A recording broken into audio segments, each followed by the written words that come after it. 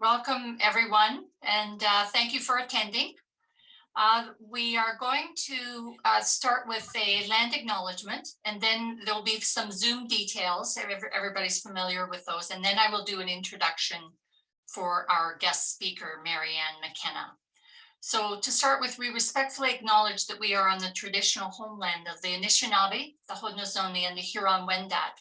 We offer our gratitude to the First Nations for their care for and teaching about our earth and relations. May we honor those teachings. So to introduce our wonderful speaker tonight, Marianne Mckenna is a partner with KPMB Architects. When I heard her interview on CBC Radio on November 25th, 2021, the day when Massey Hall was to reopen, I knew that we should ask her to come speak to our members. Our organization is passionate about old buildings, and we have lots of them in Kingston. And of course, we often see the challenge of adding new to the old, especially on the Queen's University campus and in our downtown. And we live in a community where people are demanding better architecture. Tonight, however, we're talking about Massey Hall. Massey Hall opened in 1894, and it's heritage protected by the city and was designated as a National Historic Site in 1981. For many of us who have seen concerts there, the place is magical. It was, however, starting to feel a bit tired. That has all changed with the renovations over the last 3 years. Marianne Mckenna founded KPMB Architects with her partners in 1987, a model based on collaboration, diversity, and design excellence. She was born in Montreal, educated in the US, and she is invested as an officer of the Order of Canada. Her experience with concert halls is very impressive. I hope people will take the time to Google some of the buildings noted in Marianne's bio. For example, her most recognized project is the Royal Conservatory TELUS Center for Performance and Learning and its associated Kerner Hall, which has been praised far and wide. The photos that you'll see are amazing. As partner in charge, Marianne has also led a range of educational projects for science, engineering, liberal arts programs in many different post-secondary centers in Canada and the US. Again, her bio includes an impressive list, and you should check them out online. Her love of architecture extends to teaching and mentoring. In 2016, she was a visiting professor at Yale. She sits on an advisory board for the School of Architecture at Laurentian. I could go on, but I know people want to hear from Marianne. On behalf of the membership, Marianne, welcome on this virtual visit to Kingston. We are very pleased to have you. Thank you, Shirley and Penny, for setting this up, and thank you all for showing up. It's always nice to see many faces when you do this kind of thing. So yes, and you know, we did my partner Tom Payne did designed the Stouffer Library on the campus, and we've done a number of buildings, and we're actually just assigned the Agnes Gallery, the Agnes Etherington Gallery, the expansion of that on Kingston campus. So yeah, we have a long relationship with Kingston, and being a Montrealer, certainly, you know, between the trips between Montreal and Toronto often meant a trip to Kingston. So I feel right at home. So let me just jump in. I'm going to try and be within the 30 to 40 minute range so I can leave time for questions. So I may speed up a little bit here. Hopefully I can make it through. I have a lot of slides, so brace yourselves. Here we go. So let's see. I'm going to go share screen. Sumit is here. Sumit Kareja is here to help me if I don't get it right. There we go. How am I doing, Sumit? So far, so good. Just go into presentation mode. Great, there, I'm going to just follow through with these slides. Thank you for your patience. So sustaining the magic is really all about Massey Hall, and our trajectory, our trip from my personal trip from 2012 through to 10 years later to 2021, 22, and the kind of repeat openings that will happen around Massey over the next 6 to 9 months. So as Shirley says, I am going to read a land acknowledgement. It's an important way for us as non-Indigenous Canadians to show proper respect as allies and supporters of Indigenous peoples.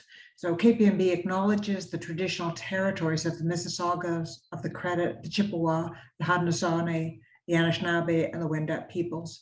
The territory is within the lands protected by the Dish with One Spoon Wampum Belt Covenant, an agreement between the Haudenosaunee and the Anishinaabe and allied nations to peacefully share and care for the resources around the Great Lakes.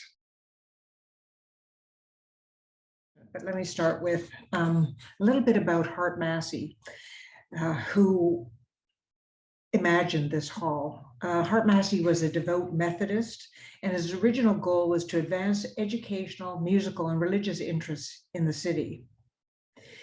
And he had the express purpose of engaging as many as possible. Plain red brick, modestly trimmed in stone, and the quote is "not too costly, not too elegant," was his opening day comment. The hall was designed by architect Sidney Bagley, a church architect and Methodist, began with a budget of $60,000 and became $150,000, which seemed like a lot of money at the time, I'm sure, in Toronto, but it was only 20% of the cost of the Boston Symphony Orchestra, which was being built at the same time in Boston, if you know that building. Texts refer to Hart Massey as penny pinching, so beware if you're a donor. You never know how you will be referred to later. The cornerstone was laid in 1893. His son died in 1884, thus the dedication, and the hall opened in 1894. So in 2012, this is Massey on the left as we saw it, with its chimneys chopped down, fire escapes are draped across the front of the building, and it went through many other sort of iterations and I might say indignities before now, do you see the full slide there?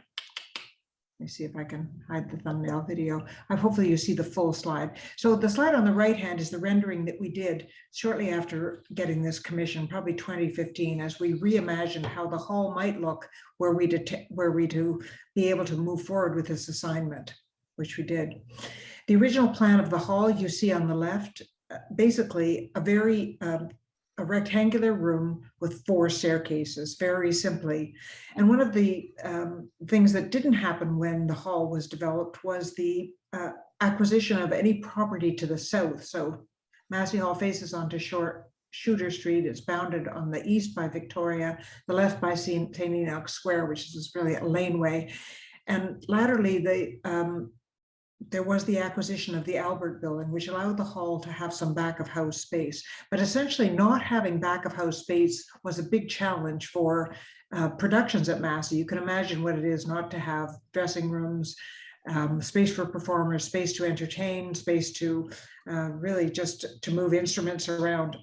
So when I guess 2012 was the time when the property, the yellow property, was given to Massey Hall, the Roy Thompson Massey Hall. I refer to it as a corporation, which it is a corporation, but it was given to Massey Hall to extend the footprint. And you can see on the right-hand slide that with the demolition of the Albert Building, which had to come down to create a footprint of 8,200 square feet to create the South Addition, which finally, after all these 125 plus years, allows the hall to actually operate as it might always have, had they had the land. So we added new program elements. We were able to add new program elements with the addition of the land. And so basically from bottom up, you're seeing the opportunity to create new lower levels below grade to accommodate artists below grade. The Victoria Street entrance on Victoria Street and a loading dock. So up to this time, there had not been a loading dock. 2 lobby levels, levels 2 and 3, a new performance venue at level 4, and it supports spaces at level 5, and then programs for education and introduction of emerging artists that can happen in those upper levels. So quite the ability to expand the hall and really complement this wonderful room with new spaces. So just diagrammatically there you see the ground level loading and second entry on Massey. And this is the opportunity to stop loading in through Shooter Street. I'm sure some things will still happen through Shooter Street, but basically it was a lot of rough and tumble to roll cases up that ramp and all the way to the stage. And you can imagine the kind of damage if you brought in, 25 cases out of a truck, what kind of damage you could do to the aisles as you went through. The 7-story addition is for additional performance space and for patrons. And you see there the new connection from Shooter Street back into these lobbies. So the interesting thing is, like, how do you get from the North Shooter Street back behind the stage? And so we very quickly figured out that we had to make this outboard addition to the hall to allow you to move to the back of the hall. And so we invented this idea, or we picked up on the French word which is passerelle, which allows you to have these glass enclosed bridges that you step outside of the building and you can make your way directly south to the new lobbies. So these spaces, the passerelle spaces, are really kind of wonderful. They are an extension of lobbies. They give that kind of crush space, and you're walking outside of the building looking at the brick, at the restoration of the brick, and at the stained glass windows, which are the original windows restored, and then out at the animation of the street. So a very dynamic profile for the hall. And typically, it is a brick box. You don't see in, they don't see out, but here we have a way of engaging a kind of broader community of the city. So the original hall, built in 1894, had a Moorish influence. Apparently Hart Massey, his house on Jarvis Street, had a Moorish room. So it was interesting to think that at that time, that was the flavor, that was the kind of international flavor that came to Toronto. And there are still vestiges of this in many houses, old houses of the heart of the city. But you can see the decorated arches, the side balconies, and a very different flavor than you expected. And it created a wonderful room for music. So the accommodation was over 2,800 seats. You can see even behind, this is the stage on the right, you can see the capacity to have 500 choir as well as a small orchestra and a large organ. But the hall had limitations that meant that this whole stage configuration was ultimately changed. But there you have the Mendelssohn Choir.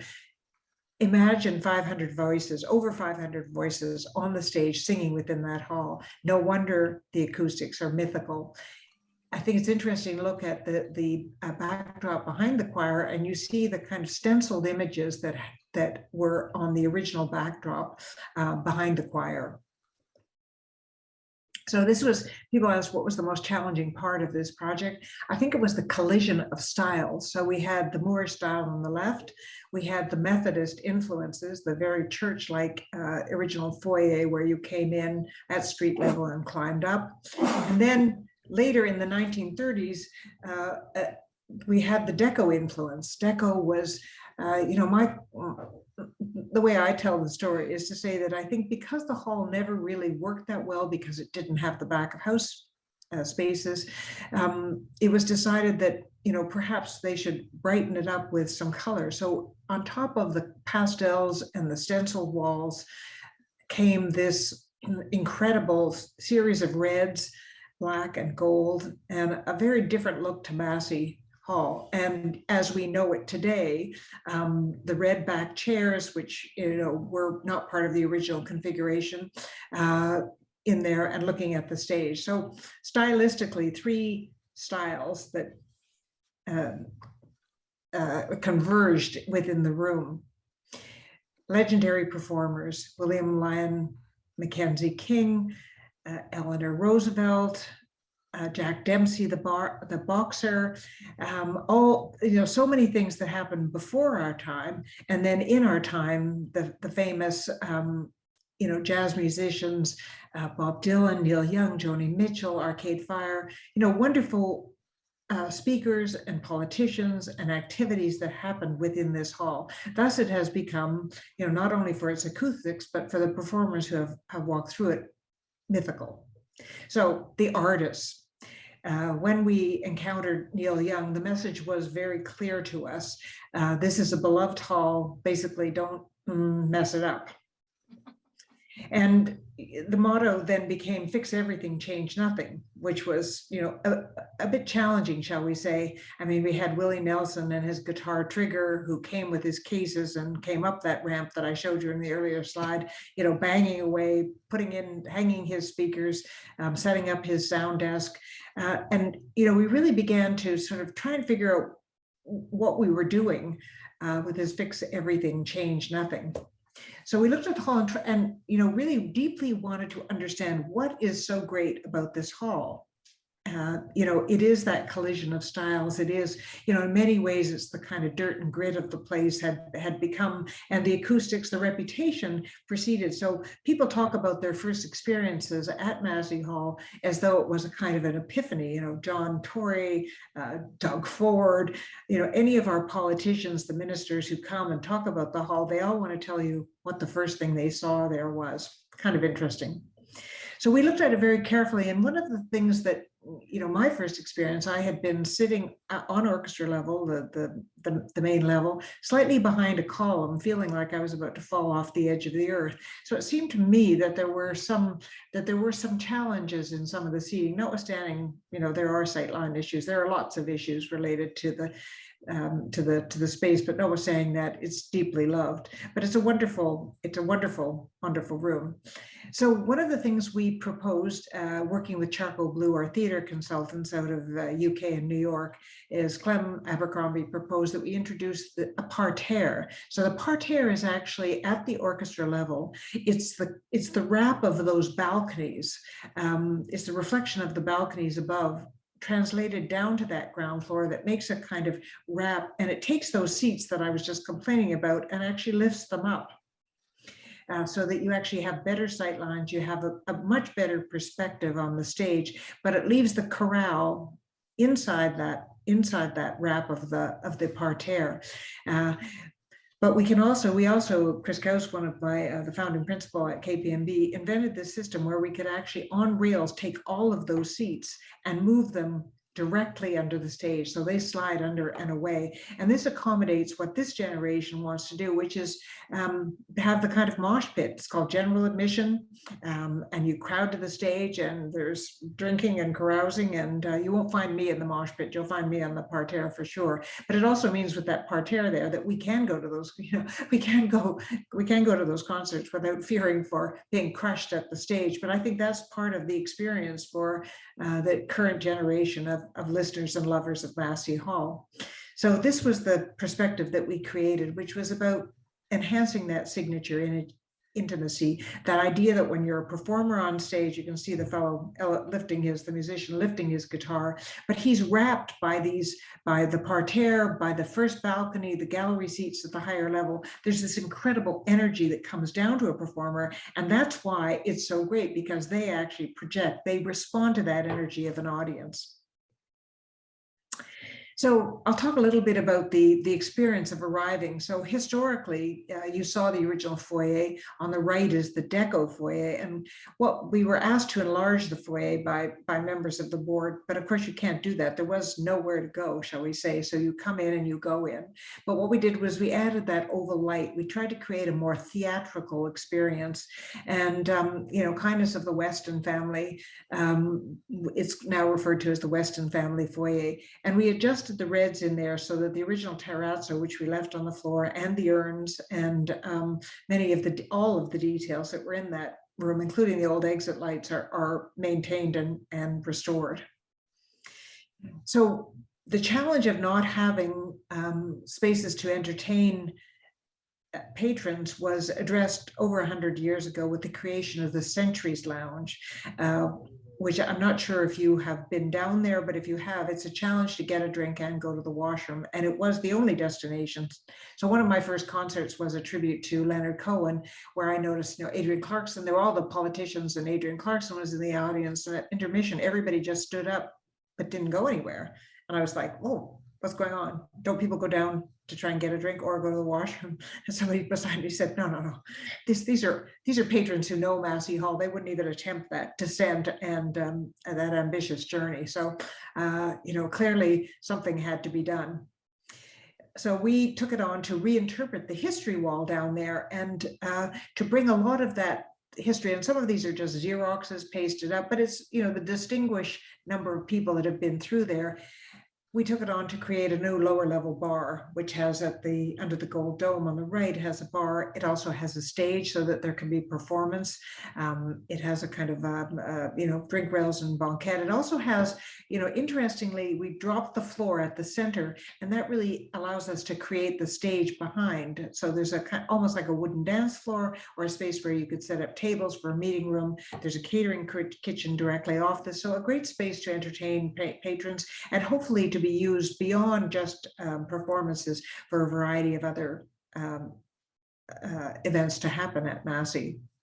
And then this is a rendering of the new South Lobbies on levels 2 and 3. They're very similar, but again, a very long bar to get a drink, washrooms that are tucked behind the stair, exhibit cases that show many of the memorabilia of Roy Thompson Hall, past performers, guitars and horns, and the paraphernalia, the costumes that they might have worn at different times, and a bit of a stage at the far west end so that you could actually have an event there of different kinds. So what you'll see is the kind of filling out of all the functions that for 125 years have been missing, which include a 4th floor performance venue, which is currently under construction. And you can see there's a great big window in that room, and you can see out to City Hall Tower over the gold, the dome of the Heritage Bank on Yonge Street, which will be preserved in perpetuity. You can see to the City Hall and see to the animation see out to the world. So it's not a claustrophobic room. It's really a great room for performance. And here we see it under construction. So basically the hall has opened and then closed again because of COVID. So we're still under construction, creating many of these new spaces. There's a 6th floor theater, which will accommodate about 100 people with pull-out seating. And again, very much for emerging artists, for educational programs that Massey is developing, and really engagement. So one of the things Massey Hall has not been able to do for lack of facilities is actually outreach to the broader community and have, you know, the buzz of a 24/7 type of operation where things are happening. There are 4 venues for performance, more than 4 venues that can happen, and you know, very active programs will run out of there into the future, some of which require a 6th floor lounge. So again, that same window view out to the west, and a lounge to have that can be used by musicians during the day and can be used as kind of during intermission by patrons.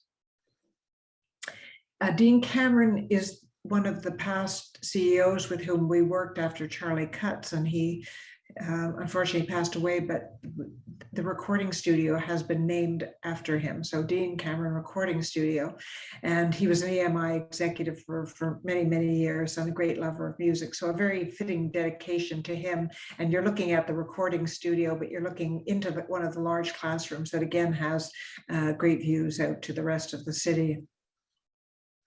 So what about the acoustics? Everybody wants to know. And these shots I'm really giving you kind of a behind the scenes tour because we haven't taken our final shots because we haven't had time, and we are, as I say, still under construction. But just to say a few things about the acoustics, we worked with Bob Essert from Sound Space Vision, who was our acoustician at Kerner Hall, also the Ballet Opera House. I think one of the best practitioners of acoustics working in North America today. And it's improved the acoustics for amplified sound dramatically, while retaining the essential character of Massey's well-loved natural acoustics. So there are things that we don't know as people in the audience. There was a distracting flutter echo on stage that's been removed. Acoustic absorption has been added to the dome over the stage, to the front face of the arches of the hall. The new seats are more comfortable, but similar in acoustic effect to the old ones. The primary brief that he had was to improve the acoustics for the core amplified programming, yet the hall can still accommodate unamplified music, now with greater clarity and greater ease of communication on stage and retaining the memorable Massey signature. But if you talk to musicians who have played it, they have to wear headsets, and they don't really hear. Apparently Mendelssohn choir people didn't really hear either. So this has been, after 125 years, sort of demystifying and improving Massey Hall as well. So I'm going to tell you some, since we don't have our final photos, I'm going to tell you some of the behind the scenes restoration stories and some of the things that we, some of the major challenges and how we resolve those challenges. So as I mentioned, the Deco red was, it was really hard to grapple with and to convince ourselves and others that we really had to retain that red. If you asked anybody what color is Massey, they would tell you that it was red. Now, the original chairs, which we see 1894 balcony chairs, and all of the chairs in the whole hall were made by Ontario School Chair Company. They were all wood like that. So a Methodist influence for sure, not super comfortable, I'm sure. And we've retained them on the gallery level, the top level, but we've added a thin pad just because it was unbearably uncomfortable. In the 40s, all of the rest of the chairs were replaced with these red metal back chairs with a Corriere cover. If you remember these chairs, they sort of slid forward like an old movie style chair. And so we had to take these sort of disparate elements, a wood chair that was original, then the Deco, and actually create what is the new chair. So we said, we will put the wood back and the wood bottom of the chair, and we'll put an upholstery on that chair, and it will improve the comfort, and it also will, some of the chairs were 19 inches wide. We will in general, enhance so there's not anything less than 20, and we'll go up to 22, 23 in certain cases, certain situations. So this was a very big discussion about the red upholstery.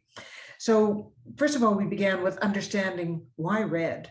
And what we found is that red is the first color that we lose as light falls. It has a particular wavelength, and once the house lights go down, the red color is the first to disappear from our sight. So to say at the other end of the spectrum would be blue, and that if we had blue fabric on the chairs, we would have a very different effect. So we worked very hard to understand what the reds in the hall, and this is a picture. I love this, just a piece of the hall, pre-renovation, but you see the old Moorish chimney that it was coal-fired furnaces, and those chimneys, that we saw in the original hall, those very high chimneys accommodated. That's the way the hall was heated. You see many reds in the hall, and I think, why were there so many different reds? And I think it was because, a chair rail, the black chair rail at kind of chair height, allows you to repaint below the chair. You don't have to paint the whole place, but I think, whoever went to Canadian Tire thought that red was on sale, was probably had appropriate match to the other reds. So thus there were many reds in the hall. One of the things we looked at is, the other halls that happen, other halls around the world. And so we looked at, from Salzburg to Radio City Music Hall to Carnegie Hall, Royal Albert Hall, there is a tradition of red. And so is it, I'm sure you all support this. It's good to support the tradition, but is it also, are we sort of pinning Massey at a certain time when we might look to a kind of more contemporizing color? And so other colors were, heatedly discussed, if I should say. One of the halls we looked at was the Isabella Stewart Gardner, the new hall at that wonderful museum in Boston in 2012. And we were kind of very chuffed to see that they, in a contemporary hall, have used the red. Trying to get the slide to change. I don't know if Sumit's still there. There we go. So two of my girlfriends, Meryl Streep and Tracy Ullman, came to town in October 2019, and I said, come on and let's talk about this red. I can't talk to Neil Young. These are not things you can broach with Willie Nelson, shall we say. And so I asked Meryl, is this a good idea? You can see from Tracy's coat that she's a big red supporter, but Meryl said, what pulls people into a hall? The expectation of feeling live, seeing something vivid, tapping into an amped up energy that's absent in our daily life. The earliest theater designers knew this. It's part of going somewhere else, even in your own town. So she said, red is sort of a no-brainer, the color of lipstick, going out, feeling the blood rush, healing the first guitar riff. Just my 2 cents. So I also actually spoke to Leslie Feiss, who turned up about that same time, like attracts likes. And I had asked her, because one of the suggestions was that if we had red seats and the front row was empty, that the performers would feel bad. And she said, you know, she had a funny experience in Philly that night, the night before, or the night after we spoke. And she said there were these empty seats in the front row. And she said they were red. And I immediately thought how much more depressing it'd be if they had been gray. So this led us to a sort of short list. Gray had its champion, shall we say, and then a spectrum of reds. Ultimately, we took the reds to the hall. We pinned up posters of the stained glass windows, and we really tried to get people to come and imagine what would happen. And of course, red, we were successful to have these wooden chairs with the red seats, which I think was the very correct thing to do. So you can see some of the, we will get that H straightened out, but as I say, we don't have final photographs, but there you see the medallion of the hall, which is kind of nice. And that's that little embossing is tucked into the ends of every aisle. This is just to give you an impression of the red. This is one of the opening night shots when they were just still putting the seats in at the very last minute. So one of the things I didn't want the hall to feel Disney-like. I didn't want it to be all sort of so spit polished clean that it wouldn't be recognized. So I think some of what's come out of our work has been that it still feels very Massey. You know, it's still, I think I'm waiting to hear from Willie Nelson and Neil Young. But my second story is about the Deco gold. The dome of the hall is one of the splendid characteristics architecturally. It's problematic acoustically, and I apologize for this shot, but that is gold, is a kind of gold leaf. And it's interesting to note how the backstage has changed. I showed you before the kind of stenciled walls, but this is what's called a crossover. So almost a Methodist type, almost like a church-like wall is built in front of the back wall of the hall so that people can go from stage right, performers can go from stage right to stage left. So what did we do with that? Knowing it was problematic, how would we deal with the acoustics of that dome? And you can see this gold curtain that's there actually was an earlier attempt to actually deal with it, but we actually went into the reconstruction of that dome, and you can see on the left the yellow is acoustic absorbing material laid on top of drywall, and then we had to cover it with an acoustic paint, gold paint. And this was, really challenging. And I was terrified, as I say, that it would look really, spit polished. And so I'm very gratified that you can actually see the panelization in it. You're still seeing it with the crane in the middle. This is before the crane, the stage crane, the construction crane came out. But I'm very happy with the way it turned out. And acoustically, it's a huge difference. There you see it from under construction. And again, as I mentioned, the stage facing panels of the arches also have acoustic plaster in them. So they actually, and the back wall of the hall also has that. So there's the kind of reflections that were causing the flutter on stage and were making it hard for musicians to hear is gone. We looked at the gold, we looked at gold paints that were available to us, and we began to paint them and realized, that the old gold is actually much better and that it actually has the embedded dirt in it. So what we did was we simply touched up the columns, left the dirt, which gives it the kind of patina. So I think it feels really they feel really kind of authentic and quite nice. Let me tell you a little bit about the plaster ceiling details on the arches. So we referred to these as stalactites, and they were the kind of pointillist detail on the arches, but over time they had been covered by chicken wire, rabbit wire, and so all of the detail of the hall had been hidden under this wire because the plaster was falling down, and part of it was the amplified music, and part of it was 125 years. So iconoclasts were the selected trade to come in from Quebec, and there were many women in that group, and they erected what was called by Elliston the dance floor. It was called the dance floor because these wonderful women were up there with toothbrushes and tiny tools, reaffixing the original stalactites and actually installing new ones where they were broken. And the music that blared all day while they were up there, made it into a kind of quite a wonderful space. So here you see the remaining, the chicken wire before it was removed, and our ability to open up those arches to make them more acoustically absorbing, which was what was required by Bob Esser. Just a few slots. You can see where the new ones are affixed and the old ones in some cases were reinstalled. In some cases they were just, each stalactite was tested.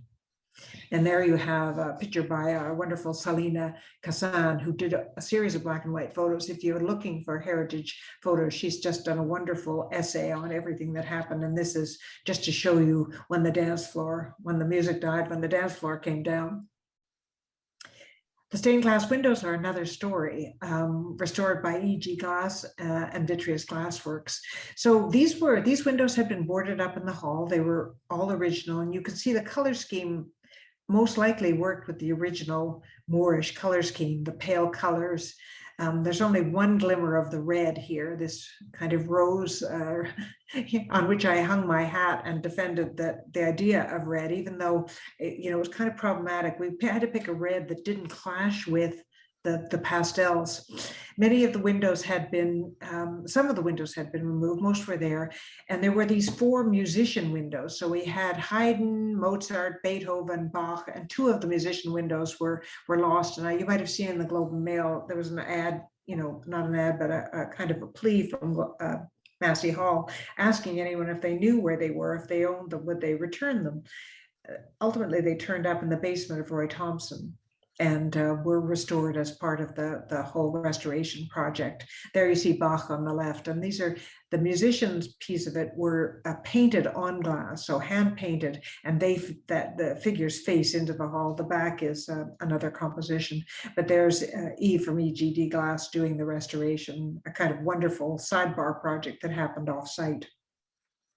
So I talk about lifting the curtain. I show you this image from Charles Wilson Peel's, his autobiographical portrait, The Artist in His Museum. And we take a bit of liberty here because he lifts the curtain on Massey Hall. That is an image we slipped in behind him. But, the grand old lady of Shooter Street is how this project was referred to historically. I'm not sure it's politically correct anymore, but there you have it. But certainly curtains and performance spaces are a wonderful part, that idea of lifting the curtain. So we employed the idea of curtain into the exterior cladding. So the new, what we call tower, the 7-story building, has this crenellated metal panel, which reads like a curtain.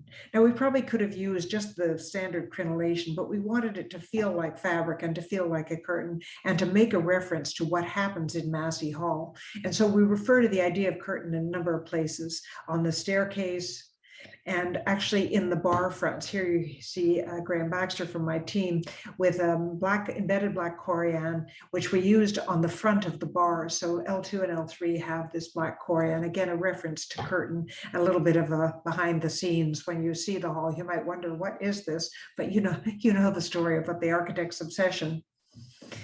This is the joint where the old 1894 building meets the new, and this cornice had been hacked off, this pediment, had been hacked off at the time of predating us.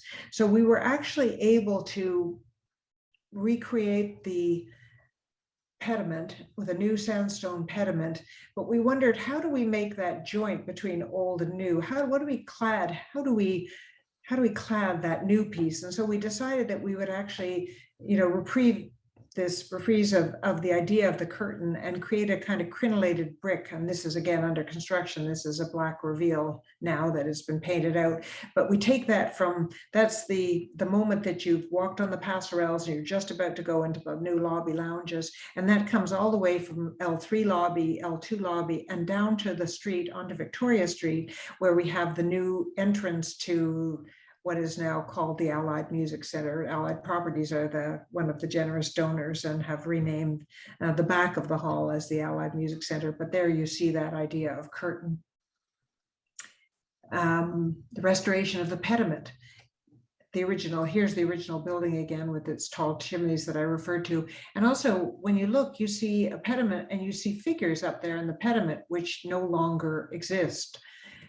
That's what it looked like in 2012. We thought, but you could still sort of see the pentimento of what existed. So Sharon Bate, Goldsmith Borgle and Company, who are our restoration architects, found this photograph of the maquette of these musicians up in the pediment. And so there is kind of historic record of this. And these are, when I was up there one July looking at just trying to figure out how we would deal with this, because there was a suggestion maybe we should knock off that little bit of plaster of Paris concrete that had was still remaining on top of the terracotta panels behind. And I thought, no, actually, it's they're kind of wonderful. We'll leave them, and you could very much see. You could see the lyre. You could see the musician with the horn. You could see music instruments. And so we decided that what we would do is really leave them for a next generation to make perhaps a public art project. And we actually lit up there to make sure that future generations saw that there was a project to do. The reason they fell off or were taken down or were chipped off was because of the material they were made. They were not made with terracotta, which would have been wonderful and they would have been there today. They were made with this perhaps a new material of the time, and thus came off very easily over time. Massey signs. Kind of interesting. Originally this was called Massey Music Hall, which is kind of wonderful when you think about Hart Massey wanting it open to everyone and kind of to bring in as many as possible. It just has a kind of more generous, down to earth sort of feeling. But when they put up the fire escapes, they also created a new smoking lounge at that level, and they, essentially hacked through some new windows for that room, and didn't really care much for what they did to the original sign. And they wrote Massey Hall. Perhaps it was easier to fit Massey Hall than Massey Music Hall. So part of our work was to restore the missing letters. Oops. Sorry, I got ahead of myself. Restore those missing letters and to, return to the original signage. One of the later signs, which again, we wanted to restore and maintain. So because it is this, multi-styles, multi-generations, this sort of continual sort of wash of generations of styles and attitudes that are very visible in Massey Hall. This is the original sign. And there you have my Graham Baxter again, one of the major project architect for the hall. It was an undeniable moment where I had to take his picture, and you can see the medallion that I showed you on the chairs, which you'll see in different places around the hall. We have snuck it in, and this was, rehung, and is quite a wonderful piece. And I was sort of lamenting what's happened to the great signs. If you know Sam, the music store, Sam's sign, which was the kind of concentric circles that were the discs, actually are now in Dundas Square. So you won't see them on the original building because it's been demolished. But here we were able to keep the, one of the later signs and actually rehang it.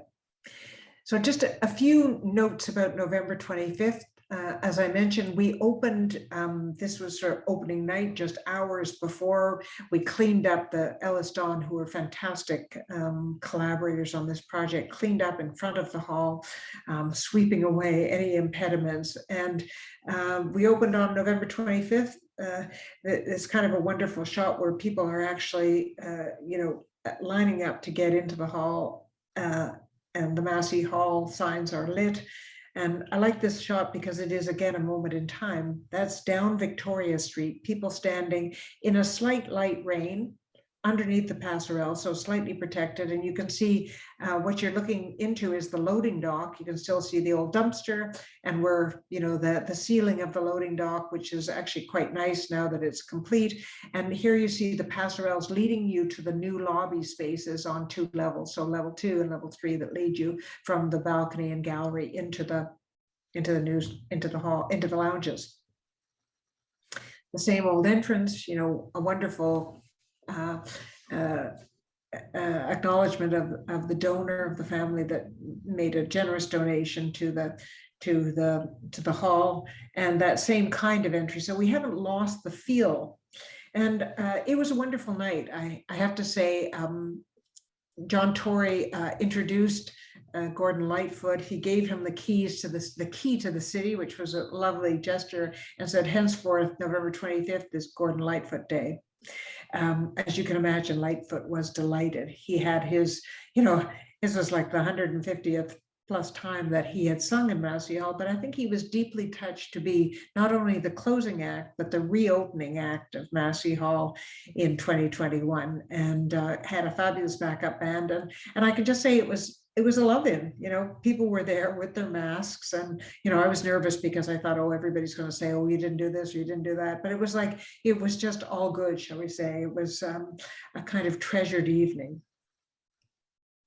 So it was my great honor to have the opportunity to do this project, and I just want to celebrate my project team.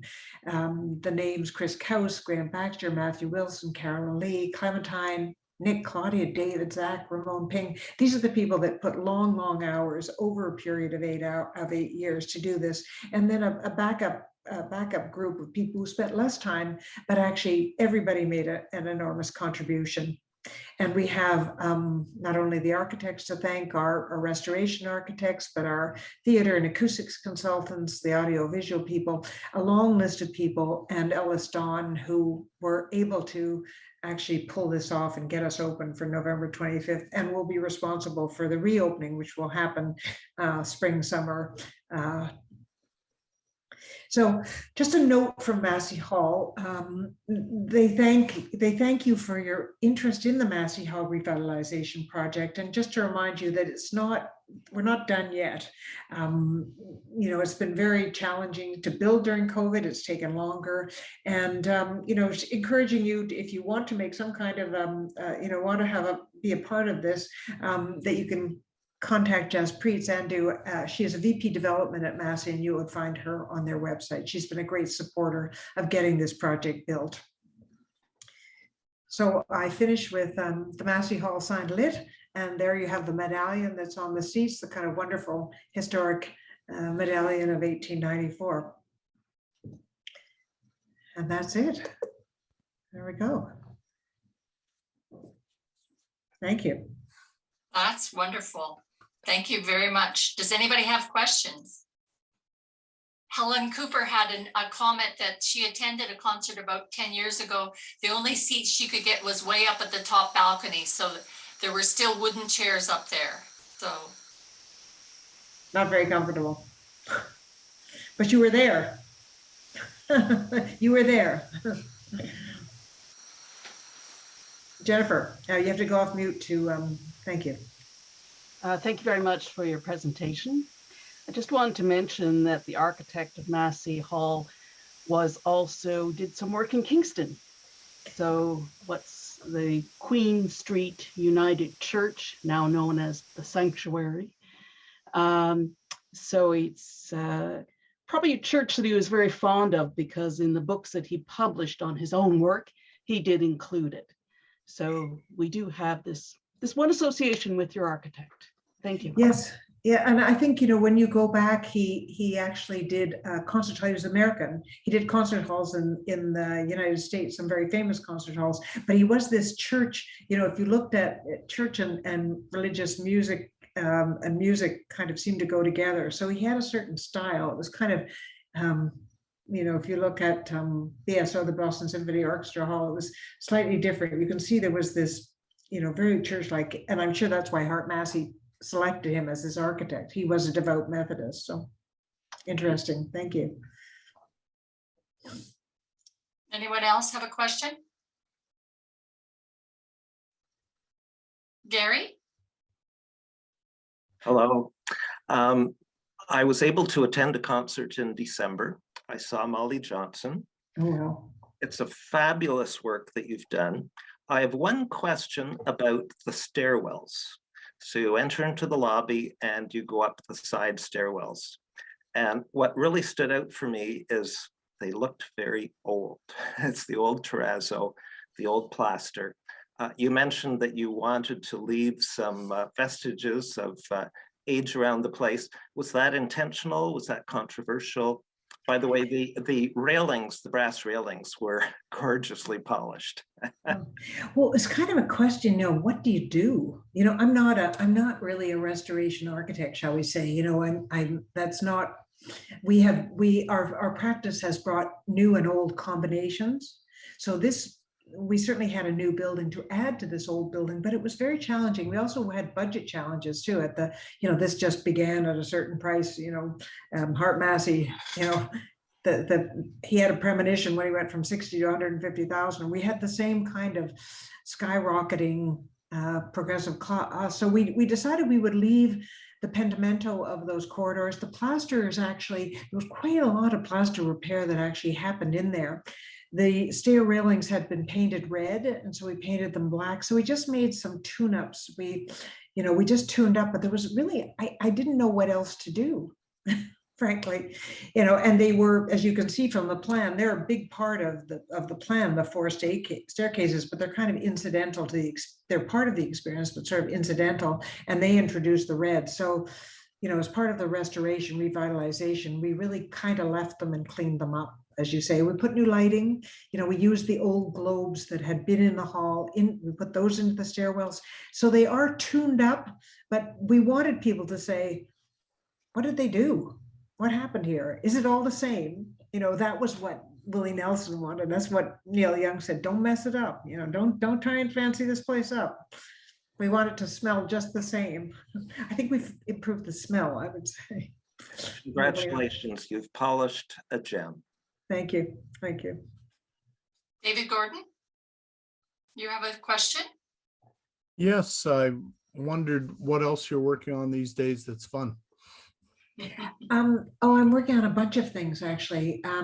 We just got a very big project out in Calgary, Arts Commons, which is the 3rd largest performing arts center in North America. Believe it or not, a lot of people in Toronto don't know that. So we're building a new concert hall and restoring 4 theaters that exist in the heart of downtown, which are part of Arts Commons. I'm also working, I have an interesting assignment with the United Church of Canada, who are looking at redeveloping their properties, retaining the heritage sanctuaries, I heard somebody say that word, as not only spaces of spirituality, but also places that community events can happen.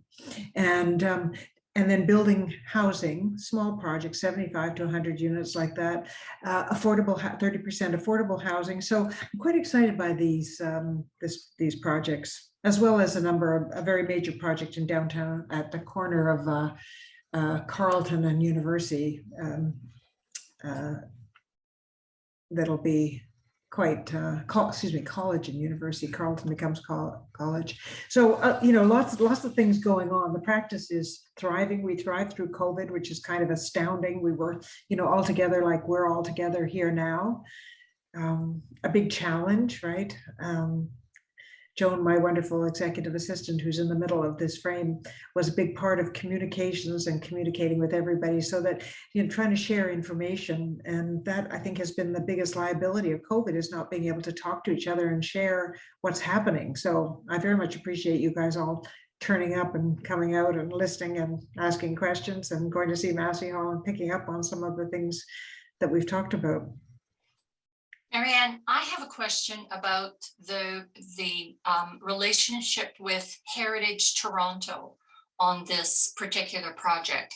This was a long involved project. There must have been sort of an iterative relationship with them in terms of, I assume that there are no interior attributes protected in the Massey Hall, or well, do you have any of that background?